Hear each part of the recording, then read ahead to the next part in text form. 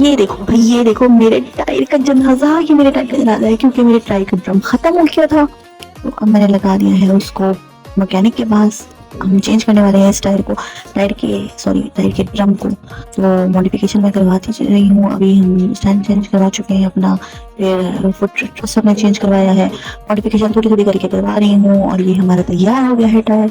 कैसा लश पश लग रहा है ना।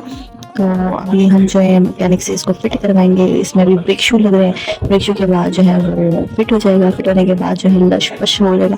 असल में क्या होता है कि जब हमारे ड्रम खत्म हो जाता है ना, तो ब्रेक्स नहीं लगते।